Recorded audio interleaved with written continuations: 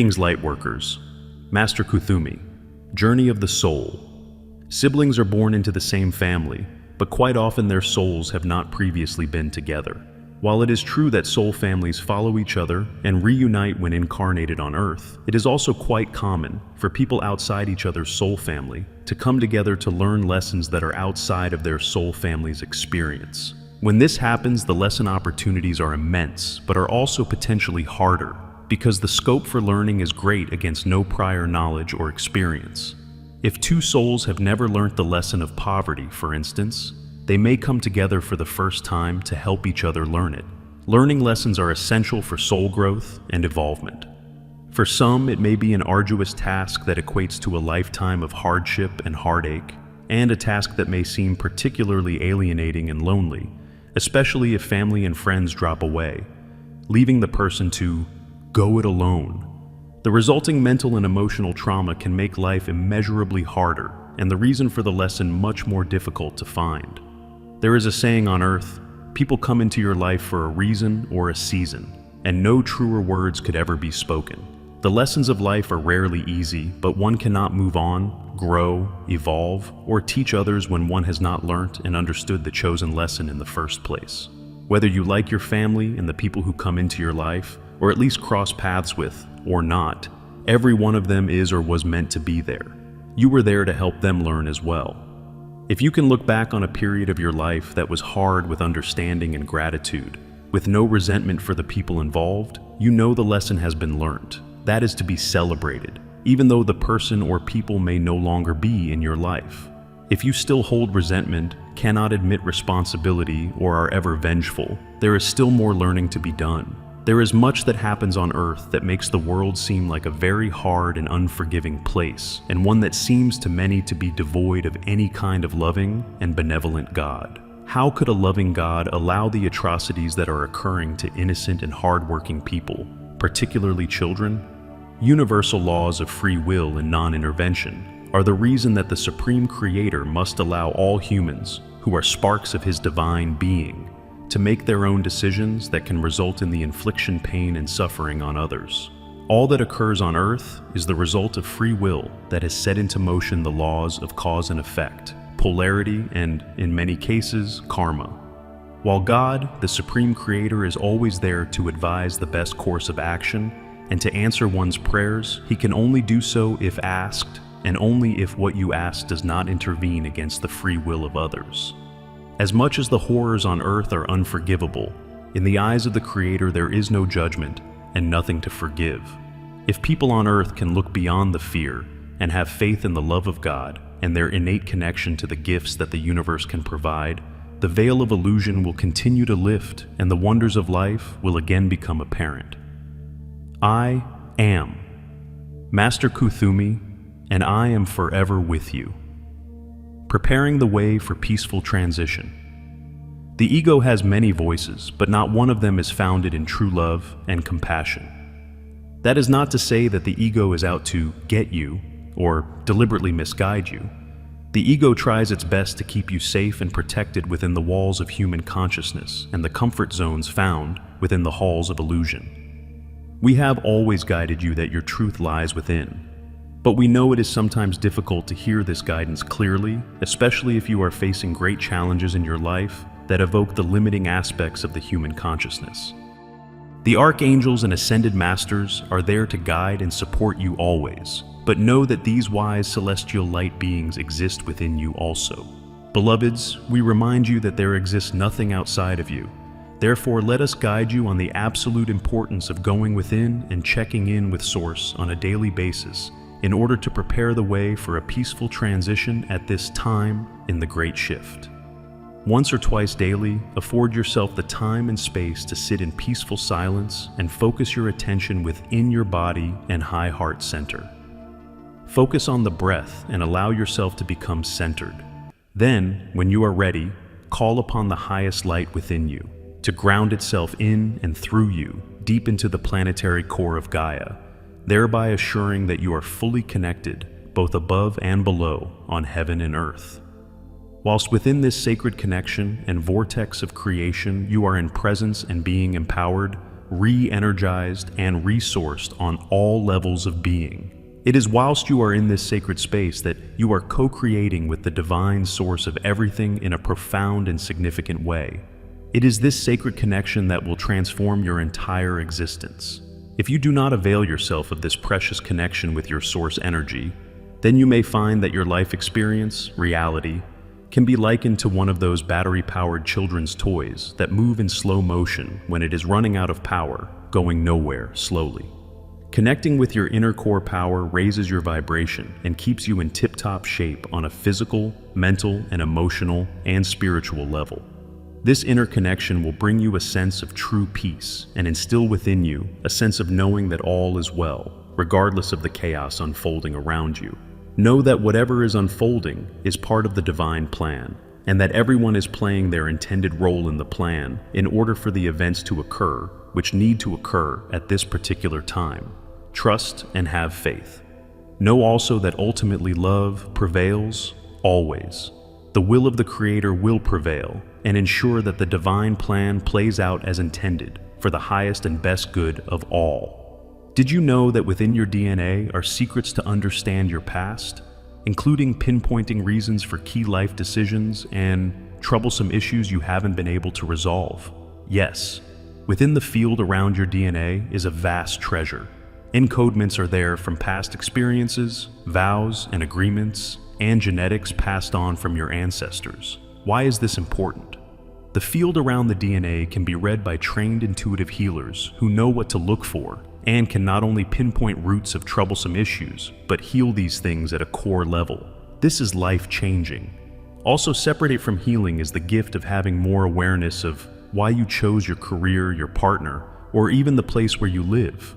In my DNA intuitive healing work over the decades, having worked with all sorts of issues, I've found this method superior to others I've studied.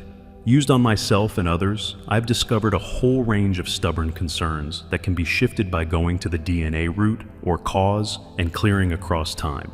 This changes the present, the future, and also helps heal your lineage of ancestors. That last point is a huge gift, being able to heal the family. The benevolent beings of light, the angels, of which you exist as already as your original light, orchestrate the playing out of human destiny through the interplay of consciousness, of which all exist within. Your consciousness and your experiences are playing out within this network of light and consciousness that triggers within you levels of awareness which mark your turning points, your transitions, your new beginnings and endings. This design of your individuated consciousness at the deeper level of your subconscious is the setting of reality that you are now programmed to. As you may have noticed, one may attempt lots of changes and nothing occurs. Then one day, suddenly everything changes within you. You see things differently, you become aware of new ways of being.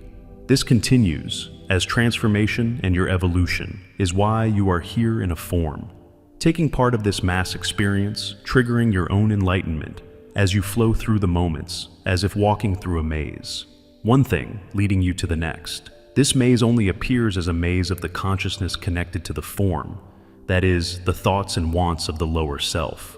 To the higher self, this is a completely guided experience of consciousness that frees the lower self from all pain and sorrow, where it only exists as.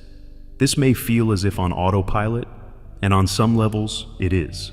That is the turning points, the moments of awareness are the levels of consciousness that you seem to reach, then new levels open up for you. The letting go and allowing this moving and flowing through consciousness, not understanding what is next and why this and that, is the letting go of the wants and needs of the lower self. It is the surrender to your blueprint, your design, and all the levels of consciousness you have agreed to attain. This time around, while in a form in planet Earth. The freedom is happiness of the moment, the childlike joy of all moments. Now this is not a trying to do thing. As you exist already as this in a different dimension, you are here to embody this in your form, allowing the full surrender of your ego self, the part of you connected to the memories and wants, based on good and bad experiences of your form. 2. The higher dimensional you that exists as your original light. You as your higher self, God's self.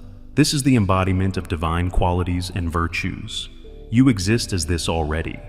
What you think of as your future is only the expanded you already existing, that you are expanding into consciously. This is the process of the transformation of your form, into itself existing as the eternal light.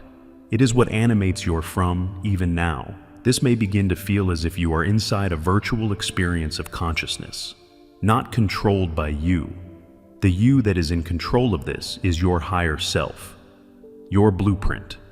Not the ego you, it only exists in conflict, and is what is letting go in the field of your awareness. Making way for the fully ascended you to live consciously merged as the only one that you know yourself to be. You are at the higher levels, inside this connecting consciousness of light, experiencing varying levels of awareness that appear as solid or not, as the all of your reality experiences that make up you, your uniqueness. For now, let go more, relax more. Let the higher self you continue to allow all to arise as what is next and best for you in all moments. The kicking and screaming part of you, your ego, can use a break, so to speak, from its energetic hardship as you use your will to just let go. Trusting that this holographic maze, this virtual field of light that you are within, is the only way through to your next levels, made easier as you let go. This opens you to grace and mercy. That is the consciousness of benevolent divinity itself, open to receive. We know that most of you feel somewhat lost, at sea, and bewildered by what you see going on around you right now. The process of dismantling all that needs to be replaced has indeed begun. The thought that this is what is happening does cross your minds from time to time, but that does not make it much easier to deal with. And telling you that we forewarned you would not serve either. Much that needed to be renewed has already been shown to you, and new ways have begun to be tried. This has been very successful in places, but as yet, this has not been given much attention. One of the things you may wish to do when success of this nature comes to your attention is to help spread knowledge of it to the best of your ability. Your new world is being constructed by you, even as the chaos appears to be on the rise. We would love to say that the worst is over. The truth, however, is that it is not. The worst is still being hidden from you. And until one sees the truth, nothing will be done to change it. That is what is happening. You need to see what is coming to the surface to be seen. Many of you already understand, but again, the understanding does not bring much comfort. Now, we have titled this message Tipping Point for a reason. It is not because you are at the tipping point. The fact is that you passed that point some time ago. You are, in fact, now past the point of no return. And the old structures and those who uphold them are well aware that they are fighting for their very existence. If you look at what is around you in that light, you will see it is so. They see the outcome and they do not like it. However, giving in to a possible better way of life does not look attractive from their viewpoint. They truly have nothing, but they imagine that they have everything to lose. It is more than likely that if you are reading this, you are not under the bombs, not getting mace in your face, and not standing in front of civil police that look like shock troops. But all of those things exist in your world, and therefore in your field of being. You feel them. But what can you do? Is there anything you can do? Well, many of you are offering support in many ways, not the least of which is your resolve, your prayer, and your intent. And that is exactly what we would advise. The problem is that you do not see the effect of that. We do. We see the changes in the energy of your world very clearly, and we are telling you now that this energy is rising. This is what you came for. This is what you are good at, and this is what you are doing. Those of you who do indeed feel the energy of Earth's field know this. All of you could feel it if you trained yourselves to do so. But regardless of whether or not this appeals to you, we ask you to know that your efforts are working and to find every opportunity to raise the frequency that you can. One thing we will remind you of once again, it is just as important for you to keep your own energies up as it is to pray or meditate for the troubled spots that you know about. If you are not in your highest frequency, you indeed cannot help much. If you are in your highest state of love and joy and are doing all you can to reach higher, you are making major contributions to the final outcome. Fear and darkness cannot exist in an atmosphere of unconditional love. Darkness does not exist in the presence of bright light. As one of your greatest scientists once said, this is not philosophy, it is physics. Dearest family, it is also alchemy. It is what changes lead into gold. Buddhists call it poison into medicine. This is what you do. It is what you do well. Pat yourselves on the back, pat each other on the back, take a deep breath, and do more of it.